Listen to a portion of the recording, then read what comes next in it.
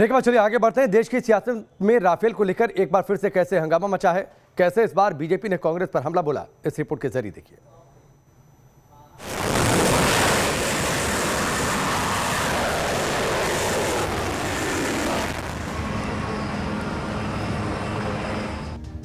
France की company दसो aviation से 36 राफेल विमानों की डील को लेकर बीजेपी और कांग्रेस में 36 का आंकड़ा लगातार जारी है और आंकड़े की यह आग तब और भड़क जाती है जब इस डील से जुड़ी कोई नई रिपोर्ट सामने आती है।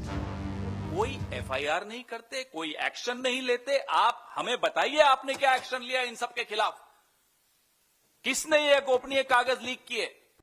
ये इनका दोहरा चरित्र है। इन्वेस्टिगेशन नहीं किया, इन्वेस्टिगेशन कराओ, हमारी जांच कराओ, ये चिढ़ाने की कोशिश करते हैं और जैसे ही जांच होती है और ये पकड़े जाते हैं तो बोलते हैं बदले की राजनीति, बदले की राजनीति। इस वक्त भारत के पास 26 राफेल विमान हैं जो किसी भी वक्त युद्ध में उतारे जा सकते हैं, लेकिन असली जंग से पहले राफेल राजनीतिक जंग के मैदान में खड़ा है। कभी बीजेपी बम बरसा रही है तो कभी कांग्रेस कागजाती कारतूस। घोटाला कमीशन का घोटाला, HDW सबमरीन घोटाला कमीशन का घोटाला, VVIP ऑगुस्ता वेस्टलैंड कमीशन का घोटाला। क्या यही कारण है कि सीबीआई और ईडी ने 11 अक्टूबर 2018 से आज तक राफेल सौदे में भ्रष्टाचार की जांच से कन्नी काटी, आज तक इनकार करते हैं? राफेल डील को लेकर लगातार कांग्रेस के सवालों का सामना करने वाली बीजेपी के हाथ वो दस्तावेज लगे हैं जिसके आधार पर बीजेपी ने इंडियन नेशनल कांग्रेस पार्टी को आई नीड कमीशन पार्टी बोल दिया।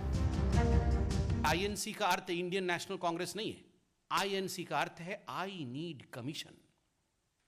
आई नीड कमीशन, बिना कमीशन के ये कुछ नहीं करते हैं। I need commission. Sonia Gandhi कहती है I need commission, Rahul Gandhi कहते हैं I need commission, Priyanka Vadra I need commission, Robert Vadra I need commission. ये INC मतलब आई नीड कमीशन। दरअसल राफेल डील से जुड़े एक आर्टिकल ने सियासी जंग में बीजेपी को एक नया हथियार थमा दिया है। फ्रेंच पोर्टल ने राफेल इन्वेस्टिगेशन पर अपने नए आर्टिकल में कमीशन खोरी का जिक्र किया। इस आर्टिकल में दावा किया गया है कि राफेल डील के लिए यूपीए के कार्यकाल में कमीशन खोरी हुई, जिसका बड़ा हिस्सा कांग्रेस के कमीशन खाते में गया। आर्टिकल में जो दावा किया गया है उसके मुताबिक उनके पास दसों एविएशन की तरफ से राफेल लड़ाकू विमान की डील के लिए रिश्वत देने के सबूत हैं। ये भी दावा है कि 7.5 मिलियन यूरोज यानी 65 करोड़ रुपए की रिश्वत बिचौलिए सुषेन गुप्ता को दी गई थी। पोर्टल की रिपोर्ट के मुताबिक ये भुगतान 2007 से 2012 के बीच हुए थे, जब देश में यूपीए की सरकार थी। आप सोच के देखिए, 65 करोड़ से अधिक रुपए लेने के पश्चात भी ये जो नेगोशिएशंस हो रहे थे, ये नेगोशिएशन फुलफिल नहीं हो पाए क्योंकि इतने में परिवार संतुष्ट नहीं थी और चाहिए। इसी कारण से ये डील मेटेरियलाइज नहीं हो पाया। और धन्यवाद है मोदी जी का, जो हमने गवर्नमेंट टू गवर्नमेंट नेगोशिएशन किए और आज राफेल हिंदुस्तान में आया है।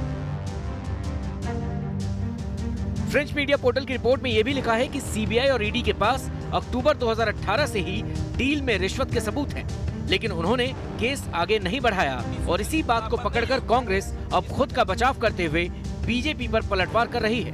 यह राष्ट्रीय सुरक्षा को खतरे में डालना, राष्ट्रद्रोह और आधिकारिक गोपनीयता के अधिनियम का घोर उल्लंघन है, उससे कम कुछ भी नहीं है। ईडी ने घोटाले की जांच के लिए इन सबूतों को आगे क्यों नहीं बढ़ाया, हमारा यह सवाल है। इस पूरी डील में सुषेन गुप्ता नाम के एक बिचौलिए का जिक्र है। सुषेन मोहन गुप्ता डिफेंस डील कराने वाला एक बिचौलिया है। पोर्टल के मुताबिक राफेल डील भी सुषेन ने ही कराई थी। ये अगस्ता वेस्टलैंड डील में भी गिरफ्तार हो चुका है। सुषेन के खिलाफ ईडी की जांच आज भी जारी है। कमीशन की रकम से सुषेन ने कई संपत्तियां बनाई हैं। कुल मिलाकर राफेल डील पर उठे सवालों के बीच अब सुषेन गुप्ता के नाम पर हंगामा मचा हुआ है।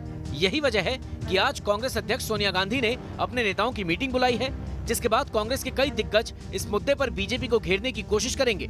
लेकिन सवाल यह है कि यूपीए के कार्यकाल में जिस कमीशन खोरी के आरोप लग रहे हैं, क्या कांग्रेस के पास इनके जवाब हैं? क्या सिर्फ किसी पोर्टल की रिपोर्ट के आधार पर ही लगाए गए आरोप सिद्ध हो जाते हैं? क्या सच में सरकार के पास इस कमीशन से जुड़े सबूत थे? अगर थे तो फिर जांच क्यों नहीं हुई? ये वो सवाल हैं जिनके जवाब हर हिंदुस्तानी जानना चाहता है। Team news nation.